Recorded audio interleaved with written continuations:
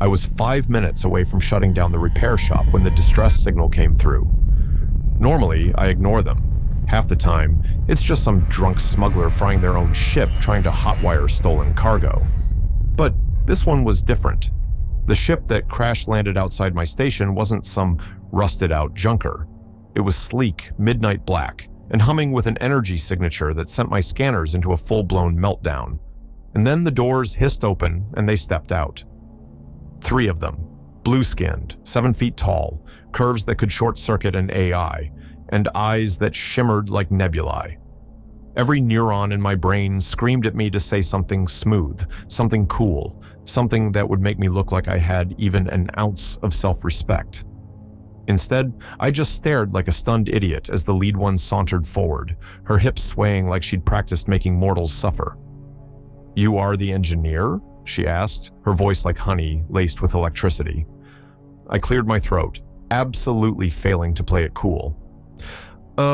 Yeah, welcome to my shop." Nailed it. The second one, the tallest of the trio, glanced around my cluttered workspace with an arched brow. "This is the renowned repair station?" she asked, eyeing my coffee-stained console like it was a crime scene. The third one, arms crossed, just looked me up and down like she was calculating whether I was a genius or a lost cause. I cleared my throat again, determined to salvage my dignity. "Look, I know it doesn't look like much, but I can fix anything. What seems to be the problem?" The leader leaned in, close enough that I could smell something that was either exotic alien perfume or the scent of my own impending doom. "Our ship is dying," she said softly, "and we need you to save it." "Okay, so no pressure. Just another day in the life of a washed-up mechanic, fixing an alien bioship while trying not to humiliate himself in front of 3 genetically perfected goddesses." I wiped my hands on my already grease-stained jumpsuit and nodded. "All right, let's see what we're dealing with." They led me inside, and my heart nearly stopped. The ship wasn't just damaged, it was alive. The walls pulsed faintly, like the slow rise and fall of breathing. Bioluminescent veins flickered in distress, and an eerie, low thrumming vibrated through the metal as if it were whimpering. I reached out instinctively, fingers brushing the surface. The ship twitched. I yanked my hand back. "All right," I said slowly, trying to pretend I wasn't already questioning every life decision that had led me to this moment. "I think I see the problem." The second alien crossed her arms. "Oh? And what exactly is the problem, human?" I turned to face them, taking a deep breath. "Your ship isn't just malfunctioning," I said. "It's in pain." And then the entire ship let out a deep, shuddering moan that vibrated through the floor, as if to confirm my worst fears. Oh, this was going to be a long night. The ship moaned again, sending a ripple through the floor, and I decided that was officially the weirdest thing that had ever happened in my workshop. One of the blue aliens, not the leader, but the one with the crossed arms and permanent "I'm too good for this" expression, stared at me like I was an insect she was debating on stepping on. "You understand what's wrong?" she asked, skeptical. "Because I'm fairly certain you just caressed our ship like a confused first-year biology student."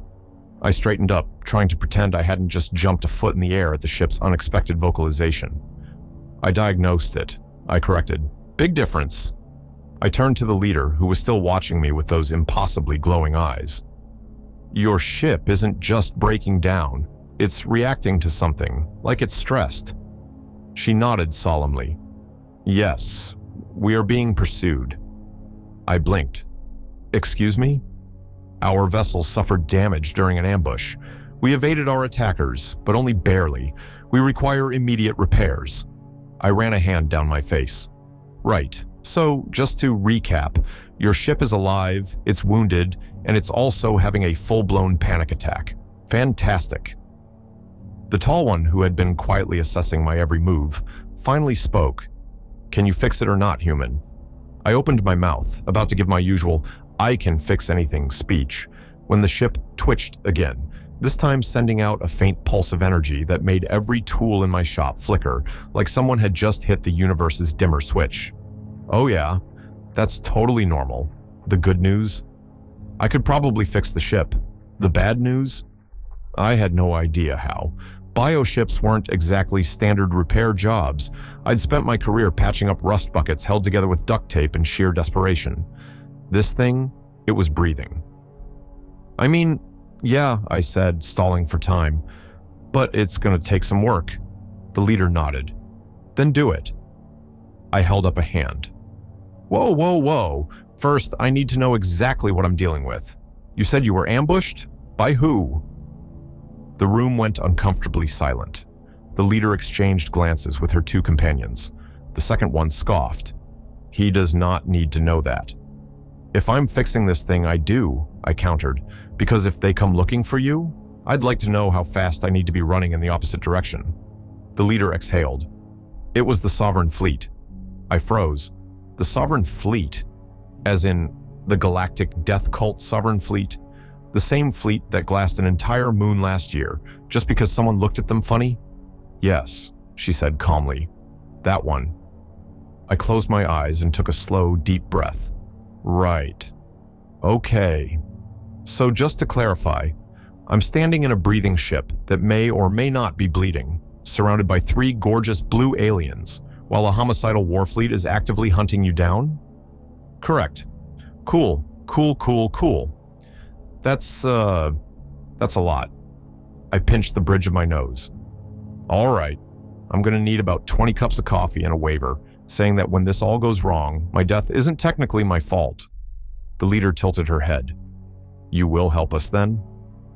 I sighed. Lady, I have to help you, because if I don't, that ship is gonna keep making that horrible noise, and I'm pretty sure it's vibrating on a frequency that'll turn my brain to soup. She smiled then, slow and knowing. Good. And for some reason, that one word sent a chill down my spine. This was either going to be the greatest achievement of my career or the thing that finally got me killed.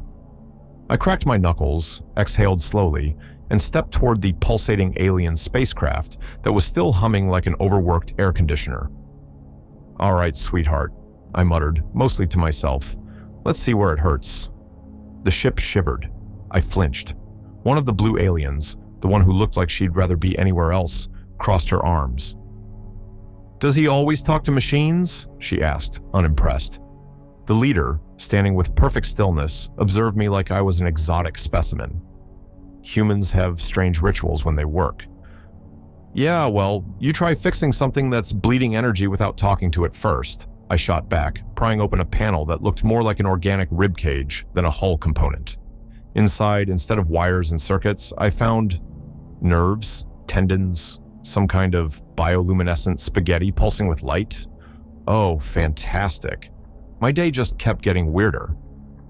This ship isn't just biomechanical, I muttered, tracing a glowing filament that twitched under my touch. It's got some kind of neural interface, like actual living tissue hooked into the system. The second alien scoffed. Obviously.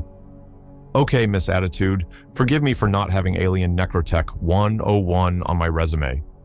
I reached for my toolkit, only to realize that nothing I had was even remotely designed for this. Wrenches, useless. Plasma torch, probably a war crime. All right, I exhaled. Looks like we're gonna have to go old school. Meaning? The leader asked. Meaning I'm gonna have to touch whatever's broken and hope it doesn't react by digesting my arm. The ship pulsed. Yeah, see? That's not comforting. The tall one raised a skeptical brow. And yet you persist. I sighed. Welcome to the wonderful world of human engineering. We don't stop when things look impossible. We just make terrible decisions faster. The second alien muttered something in their language. I had no idea what it was, but based on her tone, I was fairly certain it translated to, "This is the dumbest human I've ever met." I gritted my teeth, grabbed what looked like an energy conduit, and oh, that's weird. The moment my fingers made contact, something in my head clicked, like plugging into a network, but without any hardware. I wasn't just touching the ship, I was feeling it, and more than that, it was feeling me. Whoa, I whispered. The ship shifted under my grip, its pulses syncing with my heartbeat, like it was responding to you. The leader finished, her voice thoughtful. That's unexpected. The second alien actually stepped back. That's not possible. The ship doesn't bond with outsiders. Well, I grunted, trying not to panic as a wave of alien emotions rattled through my brain. Newsflash, princess. I think she just friended me. The leader tilted her head, watching me with unreadable curiosity. Fascinating. Less fascinating, more what the hell does this mean? I snapped, gripping the conduit as the ship's mind brushed against mine. Not words, not thoughts, just instinct, panic, pain, need. It's scared, I muttered, eyes unfocused. Not just damaged, it's afraid. Afraid of what? The leader asked. I swallowed. Of whatever's coming. As if on cue, the entire station shuddered. A warning siren blared to life. The shop's security grid flashed red, and my personal comms crackled with a message I really didn't want to hear. Unidentified vessels entering the system, the automated voice droned. Vessel count, 47. I turned to the aliens. You, wouldn't happen to recognize those ships, would you? The leader was already moving. The Sovereign Fleet. Of course it is, I muttered. The shop's holo display flickered, pulling up external feeds of the incoming ships. They weren't sleek, elegant craft like the aliens' Bioship. No, these were predatory, black spires, angular designs, each one bristling with enough firepower to turn this station into space dust. The second alien swore. The taller one actually tensed, and the leader, she simply exhaled. They found us. I stared at her. That's all you have to say? They found us? That's like standing in a burning building and going, yes, it appears we are on fire. The second alien shot me a glare. Do you ever stop talking? Only when I'm either asleep or dead, and I'd prefer the first option. I turned back to the Bioship, heart pounding. We need to get out of here, like yesterday. The leader nodded, then fixed the ship. Oh yeah, sure, let me just slap some duct tape on the sentient spaceship and tell it to walk it off. Can you do it or not? I can do it, I admitted, but I don't know if I can do it before our new friends out there decide to turn this whole station into a light show. The ship quivered under my hands, nervous, waiting. You're gonna have to trust me, girl, I whispered, fingers still locked to the conduit. Because if we don't leave now, we're all about to have a really bad day. The leader took a step closer, her voice lower this time. Then make her trust you. I swallowed hard, because somehow I knew exactly what that meant. This wasn't just about fixing a machine. This was about convincing a living creature that I wasn't going to let her die. And I had maybe 5 minutes to do it. The station rumbled again, this time hard enough to knock over my toolbox. Yeah, no, that was not a good sign. I gritted my teeth, hands still locked onto the Bioship's glowing, nerve-like conduits, feeling its pulse hammering through my skull like an over-caffeinated drum solo. It was scared. I could feel it. Which, was a great new problem to add to the pile of things I wasn't emotionally prepared for today. Status update? I asked, trying to keep my voice level, because it really sounds like we're about to have a bad time. The second alien, who I was now mentally nicknaming Miss Constantly Annoyed, checked the station's flickering holo displays, her sapphire skin practically glowing under the emergency lights. Sovereign ships are forming an attack pattern. Yeah? Shocker, I snapped, barely suppressing my panic. Are they sending a welcome basket? Or should I assume they're about to start shooting? They won't fire immediately, the leader said, stepping closer. Her voice was calm, but her eyes were razor sharp. Not while they assessed the situation. I shot her a look. Oh, so they're the polite kind of warlords? No, she corrected. They like to watch before they kill. Fantastic, I gritted my teeth. In that case, maybe let's not be an entertaining prelude to a massacre, yeah? I turned back to the Bioship, its glowing veins dimming slightly, like it was trying to shrink into itself. Come on, girl, work with me here. The moment I said it, I felt a pulse, not in my hands, but in my head. A flare of raw, untamed emotion pressing against my skull. It wasn't just scared. It was cornered, trapped, like some wounded animal expecting the worst. Well, I knew that feeling. Hey, I whispered, keeping my voice steady. I know you're scared. I know you're hurt. but I also know you don't want to die here. Another tremor, a flicker of acknowledgement, progress. I can fix this, I promised, but you gotta trust me. The ship hesitated, not physically, mentally. And then, like some kind of surreal fever dream, I felt it reach out. A thread of awareness brushing against my own. For a split second, I saw its memories. Fractured, fast, like an old film reel skipping frames. A homeworld I didn't recognize. A fleet burning. Panic. Flight. And then, the sovereign ships, hunting them. My breath caught. They weren't just chasing you, I murmured. They were exterminating you. The leader's expression darkened. They want our kind erased. Yeah, okay, great, love that, super fun topic, I said, rubbing my temples. Maybe let's save the genocide chat for later and focus on getting out of here. The second alien was back at the hollow screen. The sovereign fleet is hailing the station. And what are they saying? Hey, come outside, we want to talk about this? She glanced at the data.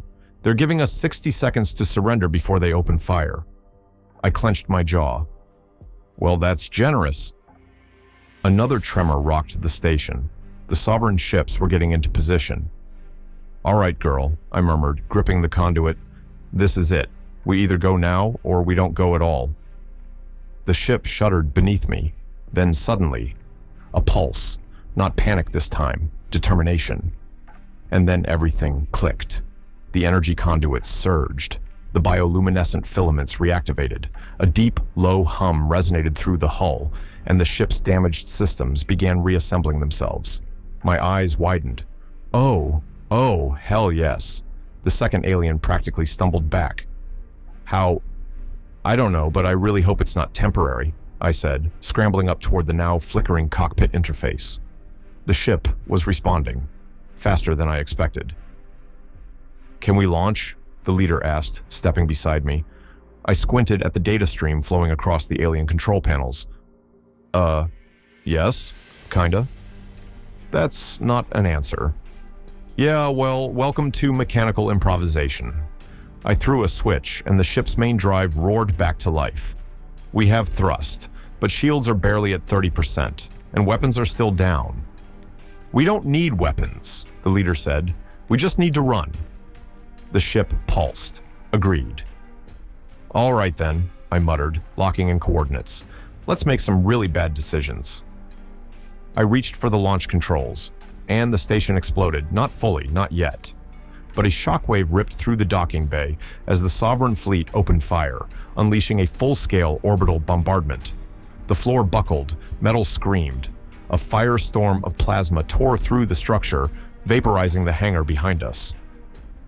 We're out of time, I yelled. Punch it! The ship launched. A gut-wrenching surge of momentum slammed us backward as we rocketed out of the station, engines burning hot. The external cameras flickered, showing the carnage. Behind us, the station was gone, just a collapsing inferno ripped apart by Sovereign warships.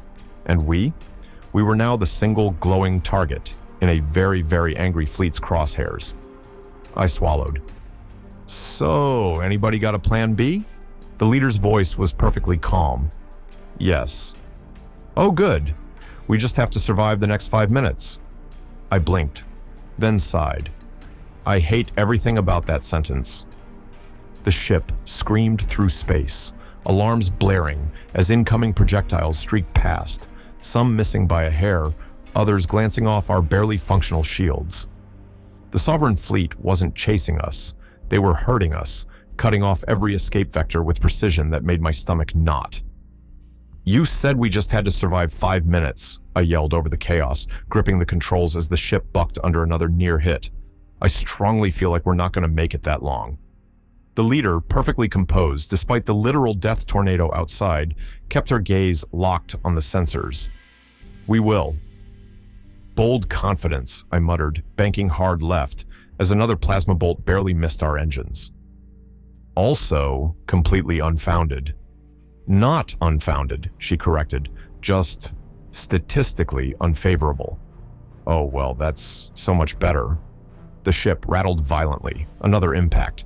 Not direct, but close enough that our already damaged shields flickered dangerously low. "That one hit the dorsal array," the second alien reported, gripping onto the console. "If we take another like that, our FTL drive is gone." "Oh cool, so we'll die slightly slower." I gritted my teeth, trying to keep the ship steady. Love that for us.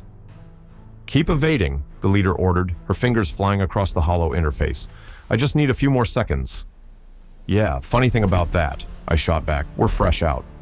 The Sovereign fleet had fully enclosed the perimeter, forming a kill zone with no exits. A new barrage of incoming fire lit up the sensors like a homicidal Christmas tree. I yanked the controls, diving hard. The ship groaned under the pressure. The gravity compensators lagged just enough that my stomach flipped inside out. "Vance," the leader said, voice eerily calm. "On my mark, go vertical." Are you seriously giving me cardinal directions in three-dimensional space right now? "Just do it." I exhaled sharply, knuckles white against the throttle.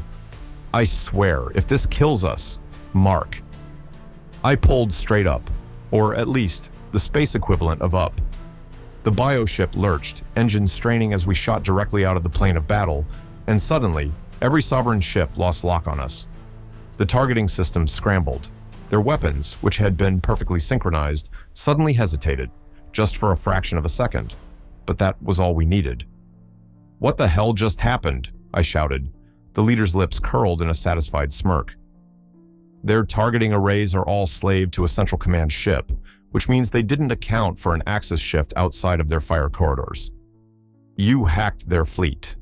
"I rerouted their combat telemetry," she corrected, fingers still blurring across the hollow screen. "But they'll compensate in approximately 17 seconds. My brain caught up to the situation. "So we have 17 seconds to get the hell out of here?" "Yes."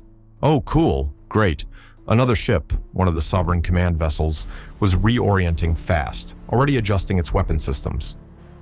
"Tell me you have an actual exit strategy because I'm real tired of almost dying." The second alien spoke up. "The nearest FTL window is 0.6 light years out." "Okay, cool. So I'll just step on the gas and—" "We don't have a hyperlane route," she interrupted. "That space is unmapped." I froze. "Hold up. Are you saying—" "We'd be jumping blind." I stared. "That is, without a doubt, the single worst idea I've ever heard." The leader did not blink. "Do you have a better one?" I did not. "Okay, fine. Fantastic. Blind FTL jump it is." The ship's systems were already burning hot. Reactor pushed to limits. I wasn't sure it could survive. The control interface flashed red across the board. "Initiating FTL drive," the leader announced. "Final checks before impact." A Sovereign destroyer, having finally adjusted for our maneuver, unleashed a full broadside. Direct hit. The shields failed instantly. The Bioship screamed. Systems flickered, conduits ruptured, sparks and alien blue coolant spraying into the cabin. I lost control. The ship spiraled. Alarms shrieked in protest. "FTL is destabilizing," the second alien yelled. "We're losing drive cohesion." The viewport spun wildly. Stars became blurs, distance became meaningless, and for one terrifying second, I realized we weren't going to make it. Then, something else happened. The Bioship reacted, not logically, not with an AI-driven calculation, instinctively. The pulsing neural threads across the ship lit up at once, and suddenly, we weren't spiraling anymore. We were moving, fast, impossibly fast, not in normal space, not through any charted hyperlane, but somewhere else, somewhere we weren't supposed to be. My breath caught. The leader stared out the viewport. "This isn't normal FTL." No, it was not. The ship wasn't in a jump lane anymore. It was somewhere deeper, somewhere outside the map. The stars around us weren't just streaks of light. They were bending, warping, moving. And in the void beyond, something huge stirred, something watching, and for the first time, the leader looked worried. I swallowed. "So, about that better plan you wanted?" She didn't answer, because neither of us had one. The ship lurched, the world outside a sickening vortex of twisted light and impossible gravity wells. This wasn't hyperspace. This wasn't anywhere. It was a void between voids, a space that shouldn't exist. And yet, here we were. The leader gripped the console, her cool composure finally cracking. This isn't right. This isn't any mapped FTL corridor. Yeah, no kidding, I gritted, fighting to stabilize the ship as every single readout flashed error messages. The bioship itself was glowing, pulsing like a living thing in distress. So, I exhaled, we're lost in uncharted extra-dimensional space. The ship is having a panic attack, and there's a large, unknown entity out there that is, I don't know, watching us. Is that about right? The second alien snapped around. How do you know something's watching us? Call it a human survival instinct. Also, the fact that my gut was screaming at me to shut up, turn around and run. A deep, low resonance vibrated through the ship. Not from the ship, from outside, like a pulse of pressure rolling through an ocean trench, a sound so deep it was felt more than heard. Yeah, that's probably bad, I muttered. The leader's eyes darted across the distorted starfield, scanning, calculating. We need to leave. Oh, good plan, love it, I shot back. Tell me how exactly. Because our FTL drive was still engaged, that meant, logically, we should still be moving. But we weren't. We were just here, like something was holding us in place. I don't understand, the second alien muttered. Why aren't we? Because something doesn't want us to. The moment I said it, the lights dimmed. Not because of power failure, because something outside was blocking the light. A shadow, vast, indescribable, looming. I felt my throat go dry. Guys? The shadow moved, not with speed, not with intent. Just a slow, lazy drift, as if casually considering us. The bioship shuddered violently. The controls became sluggish, response time delayed. We are not staying here, the leader said sharply, fingers moving in desperation now. I'm rerouting the FTL drive. To what? I snapped. We don't even know where here is. Anywhere but here, she hissed. A low vibration pulsed through the ship again, except this time it didn't come from outside. It came through us. The screens flickered. The ship's organic interfaces twitched. Something was pressing against us in a way that wasn't physical, like an awareness nudging at the edge of thought, a whisper just outside of hearing. And then the second alien gasped. I think it's trying to communicate. A horrible realization slid through my brain. Number not trying. It's learning.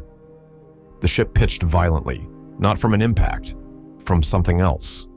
Like reality itself was bending. Punch the drive, I shouted. The leader hesitated half a second too long. The shadow surged, not in a straight line, not in any way that made sense. One moment it was distant. The next, it was here. And something brushed against us. Not a weapon, not a physical object. Something that felt like the idea of a hand, like a concept given form, touching us with a presence that wasn't supposed to exist. The second alien screamed.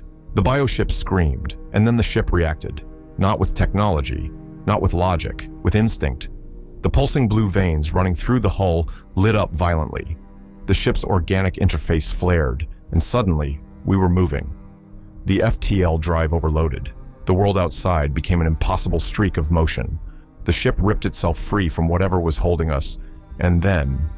silence. No alarms, no movement. Just the quiet hum of the reactor spinning down. The stars outside were normal again. Did we... I swallowed. Did we actually just... We're back, the second alien whispered. We're back in real space. I slumped hard against the console, exhaling in relief. Oh my God! The leader's fingers were still clenched around the interface. That wasn't normal, she murmured. That wasn't an FTL jump, that was... She trailed off. No one spoke, because none of us wanted to finish that thought. After a long moment, I forced a shaky grin. So, I exhaled, I might have just saved you all with my reckless idiot piloting. I feel like that deserves a... The second alien threw something at me. I caught it instinctively, then blinked down at the metallic data drive in my hand. The leader exhaled. Navigation logs. I frowned. Wait, from where? From whatever that was. The realization hit. That thing, whatever it was, had left something behind, had touched us, and the ship had kept the data. My stomach nodded. So you're saying we have a map? The leader nodded slowly. Not just a map, she murmured. We might have just become the first species in history to escape a place that shouldn't exist. A long, heavy silence. Then I let out a sharp breath. Cool, I muttered. Fantastic. I hate that. The second alien exhaled. So, what do we do now? I turned the data drive over in my hands, thinking, calculating, dreading. Finally, I sighed. Well, we could always go back. The leader stared. The second alien gawked, and in the darkness of deep space, the shadows shifted, watching, waiting, smiling. Thank you so much for your support. I really appreciate all the kind comments. If you like this video, drop a comment. I'd love to hear your thoughts and know if you enjoy these kinds of videos.